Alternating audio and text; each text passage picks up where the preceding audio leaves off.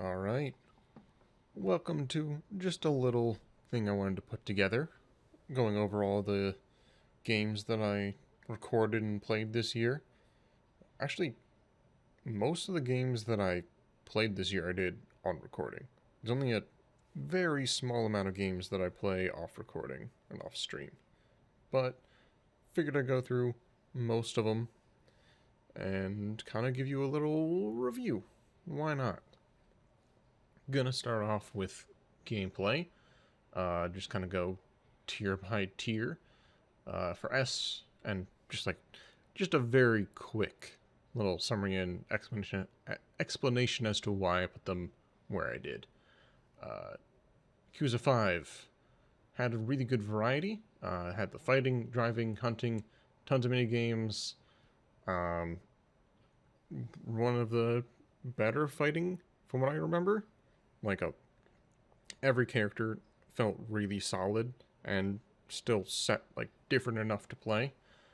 Hi-Fi Rush, obviously amazing music fighting gameplay. Not much I need to say about that. Over to A tier. Ishin also had a lot of good variety, a lot of mini games, had the roguelike dungeon, all the different fighting styles. Dead Space, and I'm going to kind of group up Resident Evil 4 in that as well, where really solid third-person shooting. Not much more to say about that. Tears of the Kingdom did a really great evolution of the Breath of the Wild formula. Lies of P was a great Souls-like. I really liked the weapon system I had in that. Armored Core 6 had really good customizability and replayability. I haven't played through it yet myself, but I really enjoyed how many options the game gave you.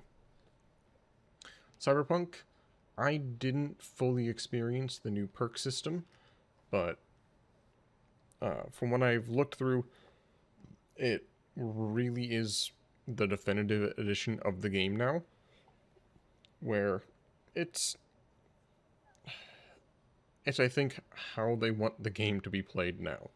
And the Phantom Liberty DLC did a good job showcasing all of that. Like Dragon Gaiden, again, the new fighting style was really fun. Lots of mini games. A lot of them are repeat mini games from stuff we've had already, but it's still a pretty solid gameplay game. Moving over to B tier. Lightfall, it's still got that core Destiny 2 shooter gameplay, which I don't think anyone can really argue is not great. It introduced the Strand gameplay, Strand subclass, which had a lot of interesting gameplay, and kind of rounded out the new classes to other changes to other light subclasses. Final Fantasy 16, again, I really like variety of gameplay in mine, in the things I play. So having all of the different, they were called, I'm just going to call them gods. They had a specific name, but the different aspects you could use, all the different skills that each aspect had. Yakuza 6 had less variety of mini games. It had the baseball auto whatever, and there's only a single smaller map for the most part over on Hiroshima. Yeah, I think that's Hiroshima. Yes. Had to try and remember. Bomb Rush Cyberpunk. Not super deep gameplay, but it still had a very fun sandbox to move around in. All the characters played the same, but, it kept me entertained for the entire time.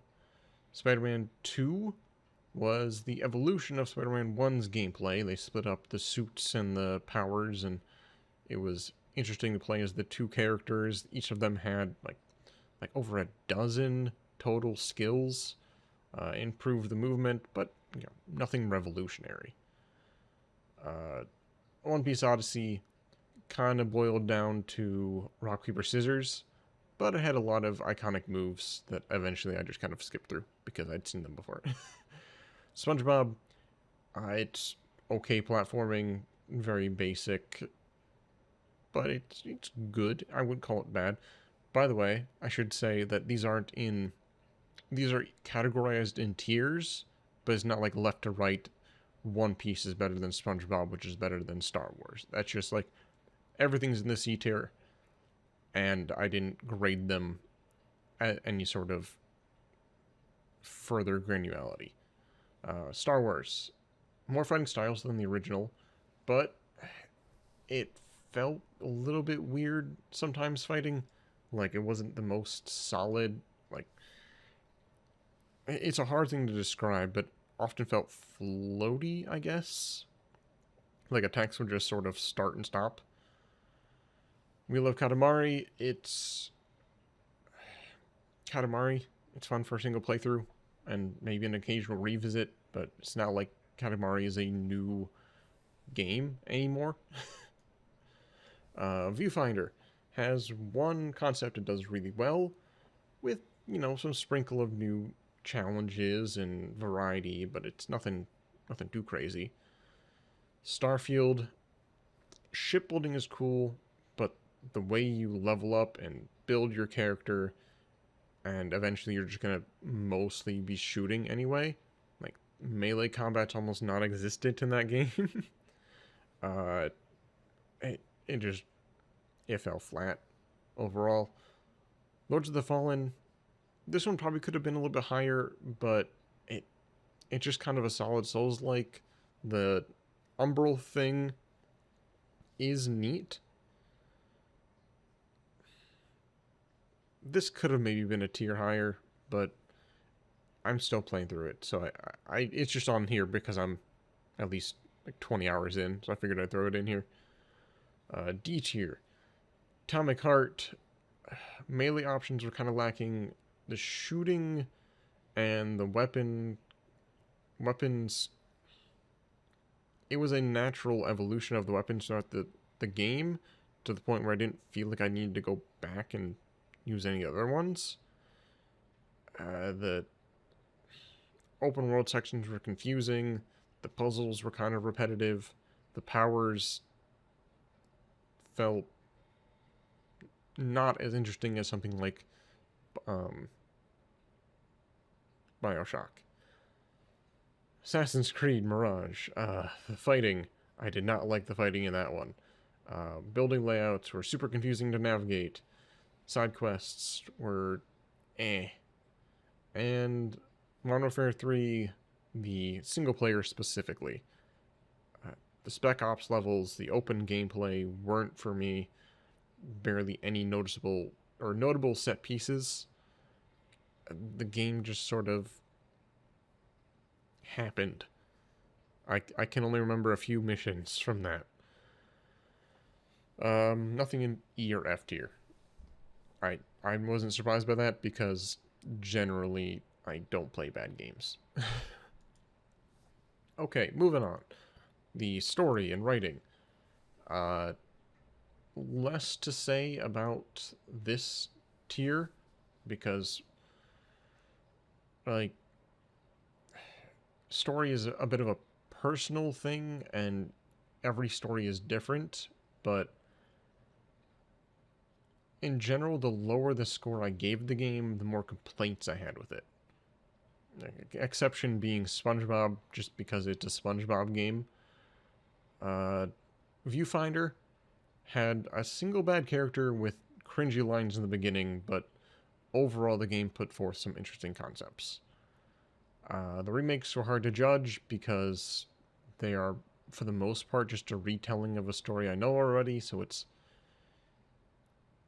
it's hard to judge for me that. Nothing else really notable to say other than, if you got any questions about any of them, I'll explain. But yeah, if I understood it and felt emotions during it, the higher. If it was confusing or I didn't get it or the writing was bad, it goes lower. Moving on more quickly from that one. And finishing with just the overall recommendation to play. I'll just kind of explain what each tier is. Obviously, if it's in the recommended definitely category, you should go play it. No matter what. As long as you have a sense of rhythm, you should be playing Hi-Fi Rush. Yes, anyone who likes the genre of game that is in, you will enjoy it. So, like, if you hate Souls-likes, don't play Lies of P. If you don't like... I don't even know what category Armored Core 6 would be, but, you know, if you like action, pick up Like a Dragon, Ishin, Spider-Man 2. If you like open world adventure, Tears of the Kingdom. If you like shooters, Cyberpunk, Phantom Liberty, makes sense. The yes on sale, not at the full asking price point for me, but if it's on like a, 25% off, 30% off sale, grab it, you'll have fun. Maybe. If you're a fan of the series and have a few extra bucks laying around, yeah, grab it. You'll probably have fun. The maybe on sale, similar to above, if you like the genre and it's not super expensive, if it's on a Steam sale for $20 or less, sure, grab it.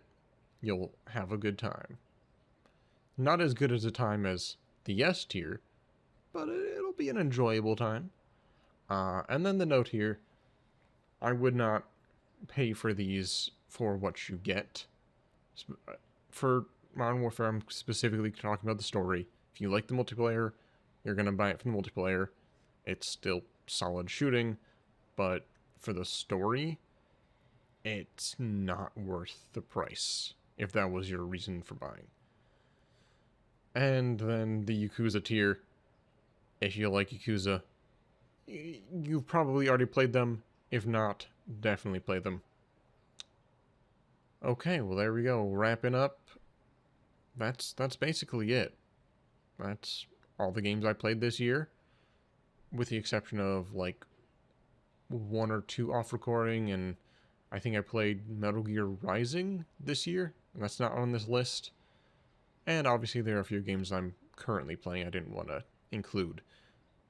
But overall, pretty solid year for games. I always look at this list and I feel like I must have played more, but no. This is everything that I started around the beginning of the year. Definitely not a landmark year for games. There were some big ones that fell flatter than we were expecting, but yeah. And obviously I didn't play every game that came out this year. There are some ones that probably should have been on this list that I didn't play. Didn't play Baldur's Gate. Didn't play Alan Wake. Maybe eventually I'll play them. And if so, they'll be on next year's tier list. But you have a good rest of whatever. This should go up on the 31st, so have a good final day of the year, and I'll see you in 2024.